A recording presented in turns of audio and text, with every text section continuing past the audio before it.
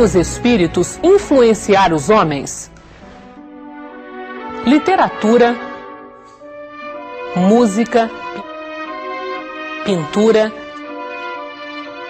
cinema. Desde a antiguidade, a arte narra casos de perseguição espiritual. Os evangelhos falam que Jesus expulsava espíritos. Os mortos podem realmente interferir em nossas decisões? Até onde vai essa influência? Como podemos escapar às más sugestões? E para falar sobre obsessão, estamos aqui com André Siqueira. Ele é engenheiro de software e também um estudioso da doutrina espírita. André, o que é obsessão? É fácil explicar isso? É fácil, sim. A obsessão, ela é definida como a interferência de um espírito sobre uma pessoa continuamente. Ela é resultado de uma sintonia. O que é uma sintonia?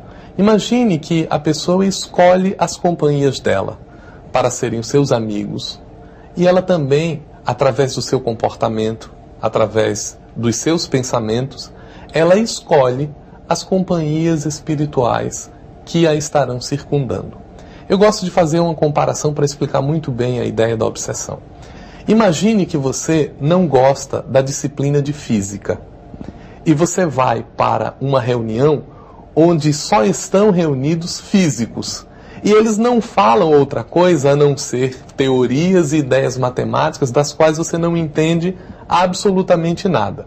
Sem dúvida que na primeira oportunidade você sairá daquela reunião. Assim é o espírito quando ele não sente eco junto das pessoas com quem ele está tentando conviver. Por outro lado, se ele percebe que as pessoas dão vazão às sugestões dele, começa a se estabelecer uma sintonia entre os dois, e isso é o que caracteriza o princípio de uma obsessão. Bom, eu queria justamente que o senhor explicasse como é que funciona esse processo obsessivo, mas antes nós vamos ver uma reportagem sobre esse assunto. Sintonia. Somos como uma grande estação de rádio. Temos frequências altas ou frequências baixas, dependendo da natureza dos nossos pensamentos. Sendo assim, atraímos e sintonizamos espíritos que têm o mesmo tipo de frequência que nós. Pensamentos positivos atraem espíritos otimistas, alegres, bondosos. O contrário também ocorre. Pensamentos depressivos, raivosos e desequilibrados atraem espíritos que se afinizam com esses estados mentais. Os espíritos sintonizados conosco podem nos influenciar. Quando esse processo se torna frequente e passa a interferir em nossa vida, damos o nome de obsessão. A obsessão pode iniciar com um pensamento estranho ou um sentimento negativo e chegar até o ponto em que o espírito passa a ter total domínio sobre a pessoa. São os casos de fascinação e subjugação, em que a pessoa pode ser induzida até a cometer atos criminosos. A loucura, muitas vezes, é uma forma de obsessão. Assim é que se enche de sentido o provérbio: diga-me com quem andas, que te direi quem és. Bom, André, a gente vê na reportagem que esse espírito obsessor pode até mesmo controlar os atos de uma pessoa. Como é que isso funciona? É muito importante que a gente não confunda a ideia do controle que o espírito tem, porque a ideia de um controle, ela está respaldada na necessidade do indivíduo autorizar esse controle ao longo do dia a dia. Imaginemos que o processo é assim. Quando você começa a ouvir os conselhos, por exemplo, de uma pessoa que está te recomendando adotar uma atitude qualquer, e você não resiste a essa atitude, você começa a incorporar aquela ideia não mais como sendo daquela pessoa, mas como sendo tua. E na medida em que essa convivência ela começa a se aprofundar, você vai aos poucos identificando a intenção da pessoa que está com você. Isto caracteriza dois momentos do processo de obsessão, que é o chamado processo da fascinação, quando o indivíduo ele está entusiasmado com uma ideia que lhe é externa, E isso é antecedido por um processo de obsessão simples, que é uma sugestão. Olha, você podia fazer isto desta maneira, e aí você faz. Daqui a pouco essa sugestão ela começa a ser mais intensa e mais intensa, de tal maneira que você já nem pensa mais antes de fazer aquela atitude. Quando isso se automatiza na sua prática, os espíritos passam então a ter um exercício quase que de autoridade sobre você. Esse é o processo de obsessão que a gente diz, aí o espírito comanda. Comanda porque o indivíduo autorizou esse comando no dia a dia dele. Claro, se esse trabalho, se esta insistência, ela se dá e o indivíduo não resiste nos primeiros momentos, passa a ser uma verdadeira doença para o indivíduo. E ele passa a ter atitudes com as quais ele sequer julga mais. Esse é o quadro de obsessão mais difícil. Bom, normalmente no nosso dia a dia, as pessoas costumam utilizar o verbo obcecar de uma forma muito natural, às vezes, até fazendo algum tipo de relação com coisas boas. Por exemplo, eu sou obcecada por fazer coisas desse tipo, ou por fazer coisas boas, ou o que quer que seja. São coisas distintas, são coisas diferentes. Uma coisa é o que a gente usa no nosso linguajar comum, trivial. Outra coisa é a situação de obsessão nesse aspecto que o senhor explicou. De um ponto de vista bastante literário, a palavra obsessão, de onde deriva obcecado e obsidiado, ela quer dizer simplesmente uma ideia fixa. Essa é a ideia. Então, quando eu digo... E pode ser boa ou ruim? Que pode ser boa, que pode ser ruim. Eu sou obsidiado por um determinado programa. Quer dizer que eu não penso em outra coisa. Ora, existem obsessões que são terríveis. O indivíduo que não consegue trabalhar porque ele está obsidiado com uma ideia de realizar uma determinada prática, um determinado crime. Esse é o sentido de obsessão. Sendo que, no contexto espírita, a palavra obsessão, ela é utilizada para designar uma insistente influência de um espírito sobre um determinado indivíduo. E que é ruim. Que é ruim, porque é uma ideia fixa que tenta ir de encontro com os princípios éticos, com os princípios morais, e que tenta prejudicar ou o próprio indivíduo, que está sendo vitimado por aquela ideia persistente, ou alguém contra quem o espírito está pretendendo lançar alguma coisa ou realizar uma atitude inadequada e que pretende utilizar o obsidiado como sendo um parceiro na ideia. Esses espíritos que tentam de alguma maneira dominar as pessoas, ponto de partida, eles são espíritos inferiores?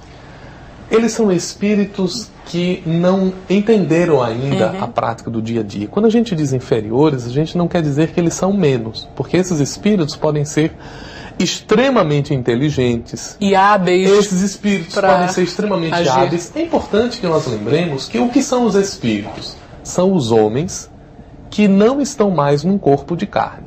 Ora, existem homens que são extremamente habilidosos em interferir no dia a dia das pessoas, que montam artimanhas para que as pessoas tomem atitudes que elas não gostariam de tomar. E esses indivíduos, quando morrem, entre aspas, porque a morte, na verdade, ela não existe, quando eles estão ausentes do corpo, continuam interferindo no mundo dos homens. E são eles que armam esses processos obsessivos. E eu fiz essa pergunta para o senhor pelo seguinte, porque eu fico imaginando, me perguntando se um espírito muito evoluído pode, por exemplo, ser dominado por uma obsessão. Claro que não. Por quê? O indivíduo que resiste a uma atitude, ele não tem como entrar na faixa de sintonia. O que eu quero dizer com faixa de sintonia? Não é apenas uma questão de energia, é uma questão psicológica. Imagine, eu não tenho nenhuma tendência para o fumo, eu não gosto do cigarro. Você pode colocar na minha frente 500 maços de cigarro que aquilo não faz a menor diferença. Mas se o indivíduo tem, por exemplo, uma dificuldade com o cigarro, alguém que chega perto dele diz assim: que tal se nós fumássemos um cigarro? Ele se sente instigado, porque a dificuldade não está na sugestão que lhe foi dada. A dificuldade está nele. É assim que começa o princípio obsessivo. O espírito, ele não manda nas pessoas. O espírito, ele não autoriza o indivíduo a fazer alguma coisa. Ele primeiro sugere. Ei, que tal se a gente fosse hoje tomar um trago? O indivíduo, então, ele assimila essa ideia, incorpora a ideia como sendo dele. Está feita a sintonia. A partir dali, o espírito continua insistindo enquanto sugestão. E o indivíduo vai tomando aquilo como um contexto dele. Estabelece entre os dois uma convivência. Daí a pouco, você não sabe mais quem sugere e quem assimila, porque o indivíduo também passa a ter ele próprio a sua vontade, a qual o espírito simplesmente se associa. Este é o problema da obsessão. Voltamos para a segunda parte da entrevista sobre obsessão com André Siqueira. André, há vários tipos de obsessão ou a obsessão é uma coisa única? Olha só, Cláudio. A obsessão, ela está definida em 3 grandes categorias. Vamos chamar de obsessão simples aquela obsessão em que o indivíduo simplesmente ele está sujeito a uma interferência de ideias. A ideia vem como uma sugestão que ele pode assimilar ou não. É uma ideia insistente que os espíritos mandam para ele e que ele assimila ou não. Essa é a característica da obsessão simples, uma insistência em uma ideia. Quando o indivíduo assimila essa ideia e começa a adotá-la em sua prática, em sua conduta, isso está caracterizado por fascinação. A fascinação é a ação sugerida pelo espírito, pelo indivíduo. E quando isso se mantém, normalmente evolui para um tipo de obsessão que nós denominamos subjugação, porque é quando o espírito pensa e o indivíduo automaticamente reage. Porque ele reage que ele já não é mais capaz de distinguir aquilo que é sugestão do espírito daquilo que é vontade própria dele. Eles estão tão intimamente sintonizados em torno daquela ideia que ele passa a assimilar o comando do espírito. Por isso o nome de subjugação. E isso tem algo a ver com o processo de loucura? Olha, a loucura ela pode ser decorrente de um processo obsessivo. Por quê? Na medida em que a obsessão ela se torna insistente, ela pode causar inclusive danos no cérebro do indivíduo, nos neurônios dele. Por quê? Danos físicos? Físicos, porque nós estamos falando de uma insistente interferência com energias desequilibradoras, com elementos que se refletem no somatismo do indivíduo. O soma nós denominamos o corpo. Então são as chamadas doenças psicossomáticas, que o indivíduo começa a se desequilibrar internamente na sua mente e isso se reflete no seu cérebro. No entanto, é justo considerar que a obsessão não explica todos os tipos de loucura. Existem casos de loucura que são absolutamente explicados dentro da interferência genética, dentro de uma lesão que o indivíduo sofreu, de um dano causado no cérebro do indivíduo. Há a possibilidade de a obsessão gerar a loucura, o que não significa que toda loucura seja derivada de uma obsessão. Agora, a obsessão pode explicar, por exemplo, situações que a gente vê com alguma frequência, como um crime que foi cometido e o criminoso alega, enfim, não lembrar daquilo, não ter nada a ver com aquela situação. É possível explicar isso através de um processo de obsessão? É possível. O processo de obsessão pode ser a causa de uma situação como essa. Mas é justo lembrar que quando o indivíduo alcança um estágio de obsessão em que ele é capaz de cometer um crime do qual ele não se lembra, é porque ele já passou por todo um conjunto de concessões de ideias que o fizeram entrar num tal estado de sintonia em que ele é capaz de cometer um crime movido por uma vontade que lhe é exterior. Isso não reduz o quadro de responsabilidade. Seria como o indivíduo que, tomado de embriaguez, atropelasse uma pessoa. Ele não é menos responsável, ele é duplamente responsável. Primeiro, por ele ter se entregue a essa situação de embriaguez, no caso que nós estamos falando, por ele ter concedido com o processo obsessivo, mantendo aquelas ideias e abrindo espaço para a realização do episódio. Bom, é possível a pessoa se livrar desse processo obsessivo, ainda que ele esteja num estágio já muito avançado? É possível, sim. É claro que quanto mais profundo é o estado obsessivo, ele pode ter causado, inclusive, danos no indivíduo, aonde a simples vontade do indivíduo não é suficiente. poderemos classificar a obsessão como sendo um quadro de doença muito sério, que exige um tratamento muito cuidadoso, onde o principal responsável é o indivíduo. É o indivíduo na medida em que ele deve adotar uma posição de profilaxia. Ele deve praticar o autoconhecimento para que ele consiga distinguir as ideias que lhe são próprias das ideias que lhe são estranhas.